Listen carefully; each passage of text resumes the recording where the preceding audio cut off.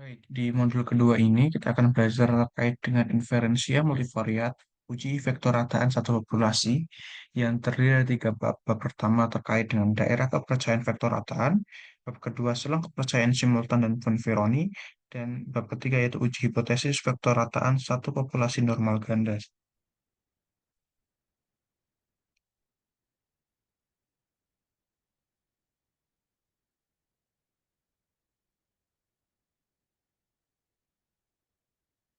Nah, kita menuju ke rangkuman terkait dengan daerah kepercayaan vektor rataan.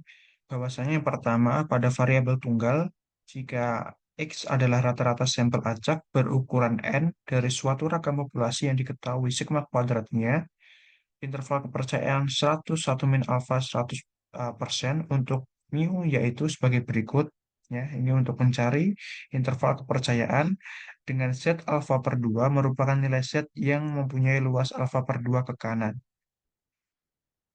Kemudian, bila ragam populasi tidak diketahui, ragam populasi dapat diganti dengan ragam contoh dengan menggunakan sebaran T.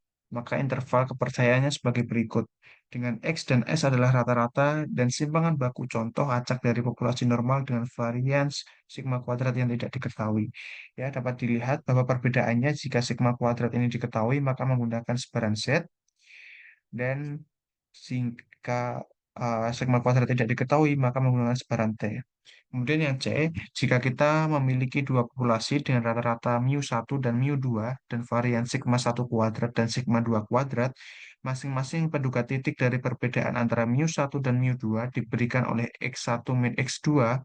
Oleh karena itu, untuk mendapatkan penduga titiknya, kita akan memilih dua sampel acak dari independen dari setiap populasi dengan ukuran N1 dan N2 dan hitung X1 min X2-nya, yakni selisih rata-rata sampel.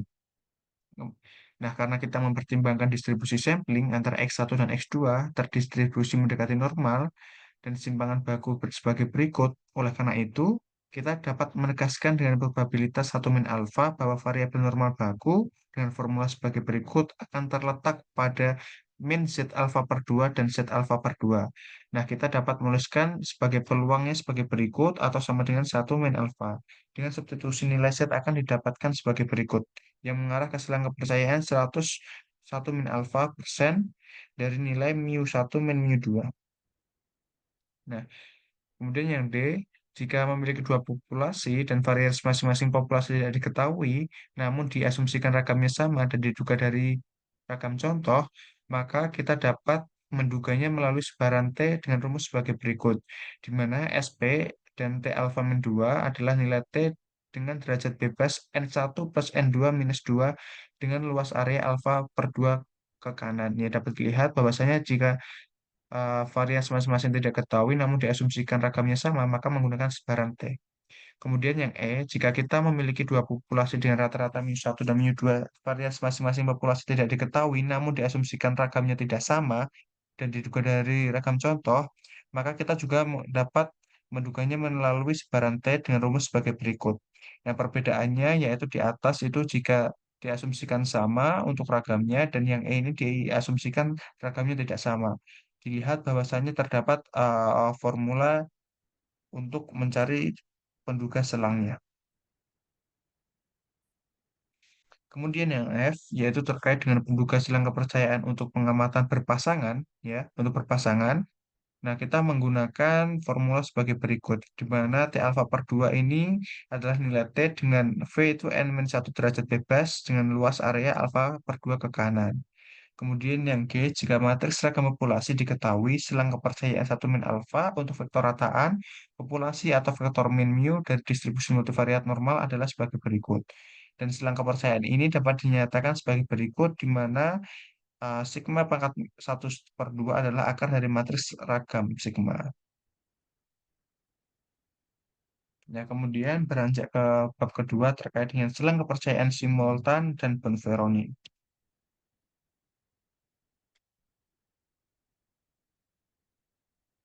Nah, dalam konteks pendugaan selang, berbagai metode statistik itu dapat digunakan untuk mengatasi masalah uji ganda dan memberikan interval kepercayaan yang sesuai. Nah, berikut ini merupakan beberapa rangkuman mengenai penggunaan uji T, T-Hotling, Bonferroni, Tukey, dan Sidak. Nah, uji T itu bertujuan untuk mengestimasi interval kepercayaan untuk rata-rata suatu populasi berdasarkan sampel. Nah, kelemahannya itu tidak memperhitungkan korelasi antar variabel ketika melakukan pengujian ganda atau multivariat.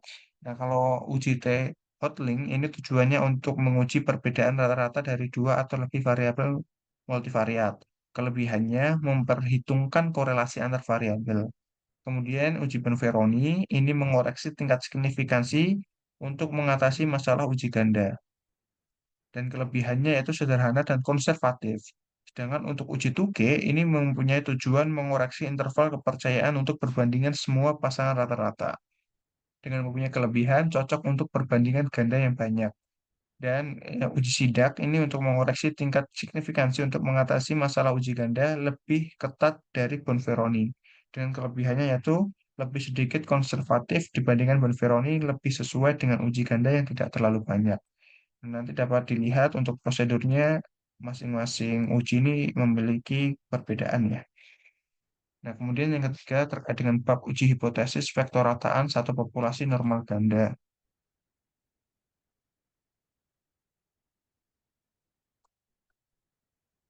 Nah, pengujian terkait dengan hipotesis vektor rata-rata satu populasi yang menyebar multivariat normal ini digunakan untuk menentukan apakah rata-rata dari beberapa variabel dalam satu populasi sama dengan rata-rata yang dihipotesiskan.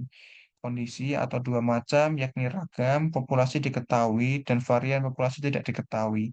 Jika varian populasi diketahui, kita dapat menggunakan sebaran Z yang merupakan sebaran chi-square, dan jika tidak diketahui varian populasi yang diduga dari varian sampel, kita menggunakan uji Hotelling yang merupakan generalisasi dari uji T untuk beberapa variabel. Nah, ini adalah langkah-langkah pengujian dengan variasi populasi diketahui. Jika variasi populasi diketahui, kita yang pertama menentukan hipotesis.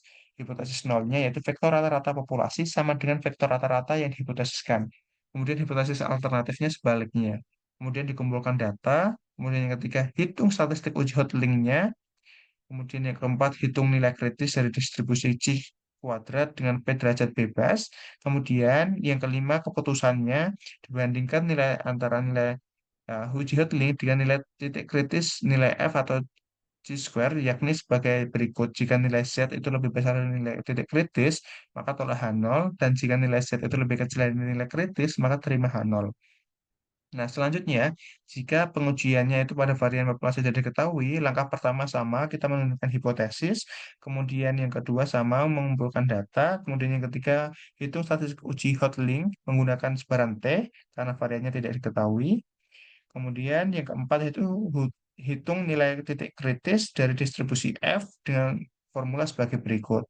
Kemudian yang kelima kita bandingkan nilai T kuadrat atau J Hotling dengan nilai titik kritis F atau C kuadrat. Kemudian kita mendapatkan kesimpulan atau keputusan jika T kuadrat lebih besar dari nilai kritis, maka tolak H0, dan sebaliknya jika T kuadrat lebih kecil dari nilai kritis, maka terima H0.